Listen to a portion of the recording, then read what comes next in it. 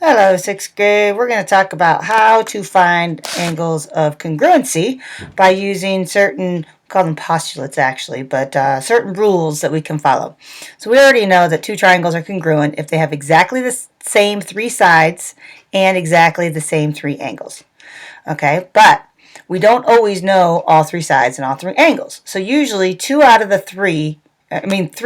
six is usually enough to figure out if these are congruent or not. So we have 5 different ways to find out if triangles are congruent. Our first one is called side, side, side. We say SSS as short for side, side, side.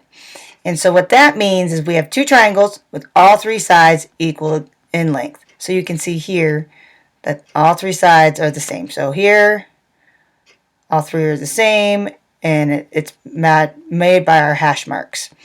Okay, this one's a little trickier, but you can see segment PQ is congruent to QR, and segment PS is congruent to RS.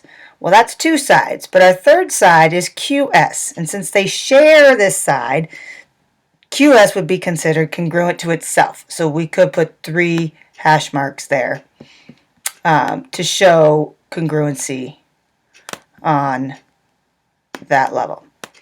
I don't think it's going to work for me, but now you can see here in another example, 4 is congruent to 4, length 4, length 5 is congruent to length 5, 7, 7. So again, that is SSS. 3 sides, if 3 sides of one triangle are equal to 3 sides of another triangle, the triangles are congruent. Okay, another one that we have is called side, angle, side. Side, angle, side, you can see, is represented by SAS. So what side, angle, side means that we have 2 triangles where we know 2 sides and 1 angle. Sorry, that got cut off. So 2 sides and the included angle are equal. So here you can see a side, an angle, and then a side. All right, now it has to be a side with an angle in between the 2 sides in order for it to be congruent. So this figure over here is a little tricky, but we'll use one of these, and we can say, let's use triangle CEB. All right, so triangle CEB is congruent to triangle AEB. Or you can use any of these. But what you find is, okay, you can see your sides are congruent, but there are no angles here. Well, this is when we come to our previous knowledge of vertical angles. And so here our vertical angles would be congruent to each other. So that proves now that we have a side, an angle, and a side of triangle CEB, and we have a side and an angle and a side, and so this would be AED, would be congruent. Again, this is just a trickier one, but that's when you pull in your prior knowledge of vertical angles are congruent. So, if you have 2 triangles where we know 2 sides and the included angle are equal, then we know that they are congruent. Here's another example, and you can see a side of 3.6, an angle of 49 degrees, and a side of 7.1, same thing. So, corresponding sides and an angle of the other triangles are congruent. Okay. Our third way is called angle, side, angle. And again, you have an angle, 2 angles, and the included side are equal. So, again, angle, side, angle. Over here, you have angle P is congruent to A. Segment PR is congruent to AC, so that would be the side, and angle R is congruent to C. All right.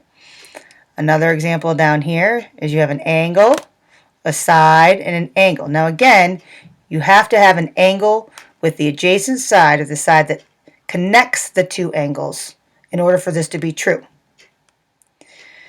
So if 2 angles in the included side of one triangle are equal to the corresponding angles inside of another triangle, the triangles are congruent.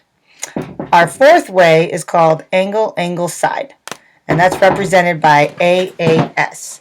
And that means we have 2 triangles where we know 2 angles and the non-included side are equal. So again, here you have an angle excuse me, an angle, and then we have our side. Okay?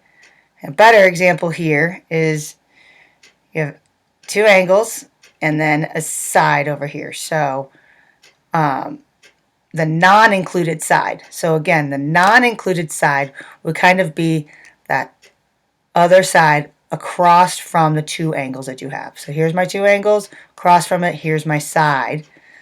And so that's also congruent here. Another example is down here, 42 degrees, 76 degrees, and your non-included side would be 15.